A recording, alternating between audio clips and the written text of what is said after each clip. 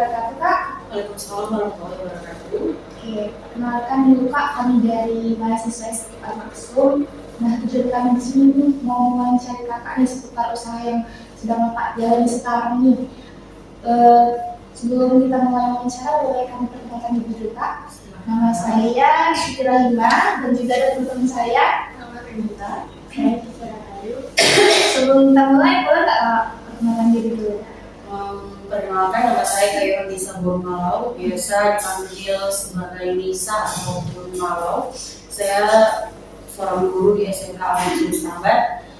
Saya juga mentor sekaligus pendiri Malau Cozy Learning, dan saya juga merupakan salah satu lulusan bahasa Inggris dari STM Al-Maksum Langkat, dan saya juga melanjutkan pendidikan saya di Magister English Department juga. Jadi memang saya berasal dari pendidikan bahasa Inggris. Oke, pertama-tama kan nanya nih Kak, tujuan utama Kakak buat usaha ini tuh apa ya Kak? Tujuan utama membuat usaha ini, sebenarnya awal dari Malau Cozy Learning ini ada mulai dari perjalanan saya mengajar les dari rumah ke rumah. Kemudian sebenarnya panggilan hati juga ketika melihat saya merupakan salah satu siswa pindahan dari Malau ke Kabupaten Langkat, melihat kurangnya minat belajar siswa-siswi di Kabupaten Langkat ini, apalagi pada bidang bahasa Inggris. Kemudian ada panggilan dari diri saya sendiri untuk menjadi salah satu pendidik di bidang bahasa Inggris. Dari situ saya mulai untuk berkarir di bidang bahasa Inggris. Lalu tadi namanya apa Kak? Malau Cozy Learning. Itu kenapa Kak dari namanya? Malau Cozy Learning. Untuk Malaunya itu sendiri itu merupakan nama keluarga. Kalau suku saya itu Batak, suku Batak. Malau itu merupakan salah satu suku Batak. Kebetulan karena memang saya merantau membawa nama keluarga, maka saya ingin memperkenalkan suku Batak di tanah Melayu ini. Itulah makanya saya ambil nama Malau itu. Kemudian untuk Cozy itu saya termotivasi dari cerita setiap murid yang saya dengarkan. Mereka itu menuntut untuk belajar bahasa Inggris itu karena mereka menuntut kenyamanan. Karena pada dasarnya setelah apa yang saya dapat dari siswa-siswi saya itu, bahasa Inggris itu menyeramkan bagi mereka. Jadi makanya saya ingin menciptakan pembelajaran yang cozy. Cozy itu artinya nyaman, menyenangkan, tidak kaku. Itulah mengapa saya membuat namanya cozy, karena ingin menegaskan kepada orang-orang bahwa belajar di sini itu menyenangkan. Tadi kan Kakak bilang dari rumah ke rumah sampai bisa sebesar ini. Mungkin ada tuh ya kesulitan yang Kakak alami atau hambatan yang mungkin dalam seperti itu harus berjuang gitu. Kira ada nggak kesulitan dari misalkan kembali sampai sekarang? Kesulitan pasti banyak ya, luar biasa kesulitan, luar biasa hambatan yang saya hadapin.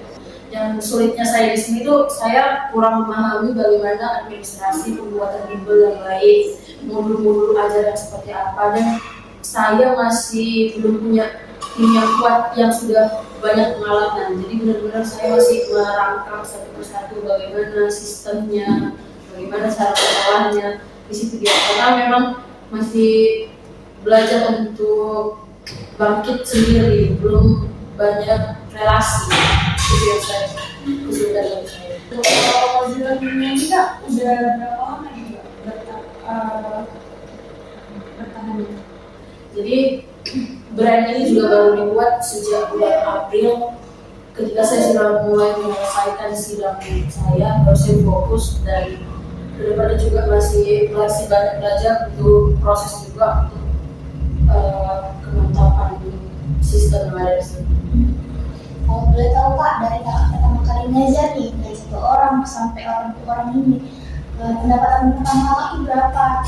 Sehingga Kakak tuh dapat membangun sebuah tim ya, terus membuat sebuah ruangan belajar yang mungkin layak ya sekarang sudah layak. Saya mulai dibayar ketika saya dipanggil ke rumah. Pada saat pertama kali saya ingat itu saya datang ke rumah dengan seminggu 3 kali pertemuan. Seluruh mata pelajaran awalnya, seluruh mata pelajaran itu di 200.000. Kemudian setiap rumah itu berbeda. Dan dulu saya itu mengajar tidak pernah mematokkan bayaran. Saya tidak pernah mematokkan bayaran. Bagi saya ketika saya dipercayai untuk mengajar itu sudah suatu rezeki bagi saya. Awalnya tidak pernah mematokkan, tapi lama-lama karena murid saya itu juga semakin bertambah, baru saya mulai untuk mematokkan harga dan mulai untuk tidak ke rumah-rumah. Kalau saya sudah kewalahan ketika mereka datang ke rumah, baru saya patokkan harga. Untuk dari dulu sampai sekarang saya nggak menaikkan harga, masih tetap sama di harga yang saya tawarkan itu 150.000 per bulan. Kemudian setelah saya pindah ke sini, baru saya mulai bisa membuat kelas yang satu hari itu bisa sampai 4 kelas, tapi di waktu yang hampir bersamaan. Karena di Bank Konsuler ini kami ada 3 kelas. 3 kelas yang bisa kami mainkan di waktu yang sama. Saat ini kakak sudah punya berapa pekerjaan? Untuk saat ini saya ada 7 tutor di sini. Mereka juga berasal dari teman-teman saya yang belajar di STD Mansur. Untuk local learning ini apakah hanya anak-anak yang mau belajar bahasa Inggris aja atau ada mata pelajaran lain yang kakak kerjakan? Nah, untuk sekarang di Local Learning ini kami ada 3 jenis pembelajaran. Yang pertama itu Inggris, untuk English class. Kemudian ada Child's Room untuk preschool anak-anak yang PAUD, TK. Dan yang satunya lagi itu school lesson. School lesson itu mata pelajaran yang ada di sekolah. Mereka bisa les di sini untuk mengerjakan PR, membahas pembelajaran seluruh materi yang ada di sekolah. Kakak nih kak, apa motivasi yang bisa kakak berikan untuk kami ataupun yang lain di luar sana dalam membangun atau merintis bisnis kakak yang sekarang? Untuk motivasi ya. Kalau dari saya sendiri, jangan takut untuk berjuang, jangan takut untuk apalagi berdasarkan apa yang saya rasakan ya. Saya juga benar-benar kehilangan waktu remaja saya. Kalau saya menurut saya juga dulu biasa kalau orang-orang yang ikut teman-teman lumayan aktif di kampus kan pasti punya aktivitas nongkrong atau apa. Saya tinggalkan itu semua. Saya bukan dengan senang hati. Sebenarnya saya banyak sedihnya ketika saya meninggalkan teman-teman saya, nggak ikut nongkrong sama mereka. Tapi itu tadi, ketika ingin mencapai sesuatu harus ada yang dikorbankan. Jangan takut untuk berjuang. Apalagi yang menjadi kekuatan saya itu sebenarnya doa orang tua. Jangan menganggap remeh doa orang tua. Sampai sekarang saya percaya saya bisa di titik ini. Saya udah benar-benar melewatin yang ke rumah siswa malam-malam, kena hujan, dan sekarang saya bisa punya tim. Saya yakin bukan karena kemampuan saya yakin itu pasti doa orang tua saya. Dan mungkin mereka nggak berdoa di depan saya, tapi saya tahu mereka pasti sebut nama saya di doanya. Makanya saya sebagai anak jangan takut untuk berjuang. Dan saya selalu percaya doa orang tua saya. Setiap hal yang mau saya lakukan dalam hidup ini, saya mau sidang, saya mau sempros, saya mau ikut lomba, saya mau melakukan apapun, saya selalu hubungi orang tua saya. Saya pasti kabar, apalagi ibu saya pasti kabarin, saya melakukan ini, tolong doakan. Ketika ingin melakukan hal apapun tanpa doa ibu saya rasanya kayak nggak bisa bergerak. Tapi setelah apa yang saya lakukan, saya minta doa dulu dari ibu saya, insya Allah kayaknya semua terbantu.